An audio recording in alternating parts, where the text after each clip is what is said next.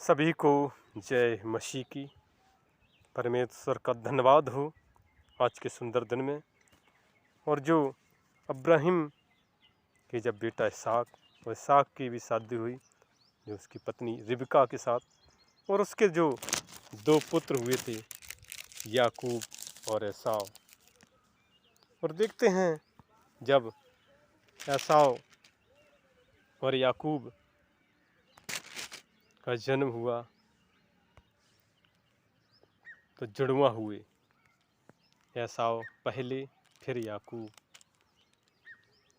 और एसाव रोएदार था, उसका शरीर रोएदार था और वो जंगल में जाकर शिकार करता था। तो एक बार वो शिकार करके आया और उसे बहुत भूख लगी और एसाव जो शिकार करता था तो इसहाक एसाव से प्रेम करता था, और जो रिबका थी वो याकूब से को चाहती थी, क्योंकि याकूब सीधा था और तंबू में रहा करता था और अच्छा बातचीत करता था। देखा जाए तो जब ये शिकार करके एक बार आया तो बहुत थक गया एसाव। तो याकूब था वो दाल बना रहा था, जो मसूर की जो लाल दाल होती है। उसने कहा मुझे दे दो। तो याकूब ने कहा मुझे पहले ठे का जो मुझे हक दे दो। तो उसने कहा ठीक है मैं देता हूँ, क्योंकि वो इतना भूखा था और उसे मिल गया।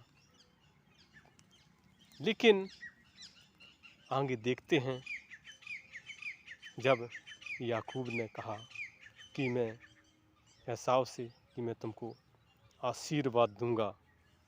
जब हम लोग उत्पत्ति 25 अध्याय में देखते हैं कि याकूब और एसाव साथ साथ रहते थे, इसहाक और रिबका सब साथ साथ रहते थे। तो फिर क्या हुआ, और इसहाक ने कहा मेरे लिए भोजन बनाओ, और वो शिकार करने गया कि मैं इसहाक को खिलाऊंगा। तब तक रिबका ने याकूब से कहा कि तू उनको खिला, मैं बनाऊंगी। और उसने बनाया और याकूब को उसकी खाल जो थी रोएदार बना दिया और उसने खाया और उसे आशीर्वाद दिया। लेकिन इसहाक कहता था ये तो बात मुझे एसाव जैसी लगती है। लेकिन याकूब ने कहा नहीं, मैं एसाव हूँ। और उसने इसहाक से पूरा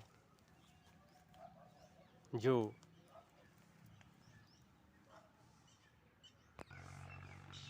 और याकूब को टटोल कर भी देखा कि हाँ चलो एसाव है, और उसे आशीर्वाद दिया। और उसकी माँ ने कहा याकूब से कि तू यहाँ से चला जा, नहीं एसाव आता होगा। और बाद में एसाव आया, उसने भी बनाया और इसहाक के पास ले गया। तो इसहाक ने कहा है अभी तो मैं खा के उठा हूँ, तुम तो लेके आई। तो उसने कहा मैं तो नहीं आया। उसने कहा तो कौन था? उसने कहा तुम्हारा भाई होगा। उसने कहा मैंने तो उसे सब कुछ दे दिया, सारा आशीर्वाद दे दिया, हमारे पास क्या बचा है? और वो याकूब अपने मामा के यहाँ चला गया। और वहीं से देखते हैं याकूब और एसाव अलग अलग हो गए, और याकूब अपने मामा की जो बेटी थी रोहेल से प्रेम करने लगा।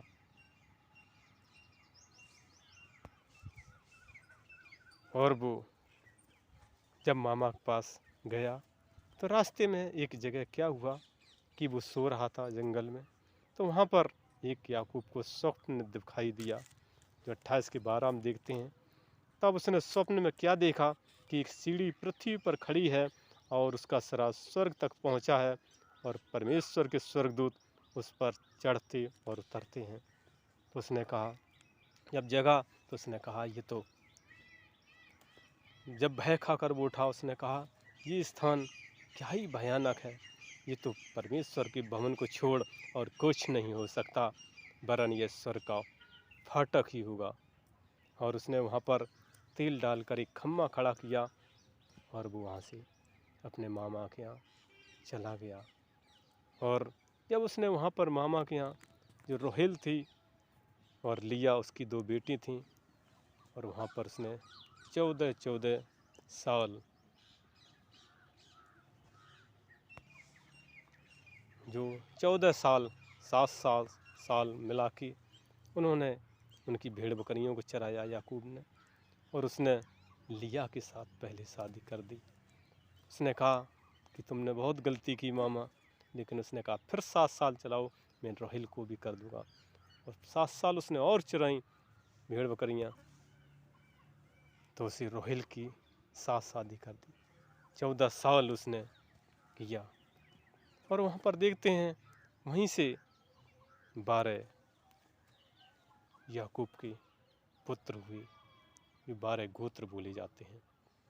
जो देखा जाए, जो पहला बेटा था शिमोन, नहीं, पहला बेटा रूबेन, और दूसरा शिमोन, तीसरा लेवी, चौथा यहूदा, 5वां दान, 6वां नप्ताली, 7वां गाद, 8वां आसेर, 9वां इस्साकार, 10वां जबूलून, 11वां यूसुफ और 12वां बिन्यामीन। वहीं से 12 गोत्र हुए। क्योंकि जब हम लोग उत्पत्ति 29 के 31 में देखते हैं याकूब की संतान हुई, जब हम लोग 29 अध्याय पढ़ते हैं तो परमेश्वर ने उसे 12 पुत्र दिए, जो गोत्र बोले जाते हैं। और आज देखते हैं हम सब अब्राहिम, इसहाक और याकूब के वंशज बोले जाते हैं। इसलिए मेरे प्रभु के भक्तों, उसकी महिमा करें, उसका वर्णन करें, उसकी जय जयकार करें। और जब वो अपने यहाँ मामा के यहाँ से वापस लौट रहा था, तो रास्ते में परमेश्वर और याकूब में युद्ध हुआ, लड़ाई हुई। तो परमेश्वर ने कहा, ना याकूब परमेश्वर से लड़ते थे, दोनों लोग रात में थे, लेकिन ना उनको वो हरा पाए, ना वो उनको हरा पाए, बराबरी हुई। तब परमेश्वर ने कहा कि आज ही तेरा नाम याकूब नहीं बल्कि इस्राएल होगा, इस्राएल होगा। इसलिए हम सब इस्राएली बोले जाते हैं, अब्राहिम, इसहाक, याकूब के वंशज बोले जाते हैं।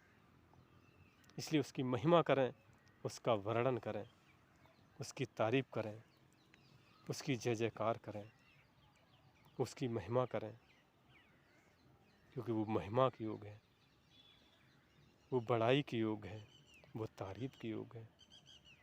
जैसे अब्राहम भी प्रार्थना करते थे, इसहाक ने भी प्रार्थना की, याकूब ने भी प्रार्थना की, और जो 12 गोत्र बने वो भी परमेश्वर से प्रार्थना करते थे।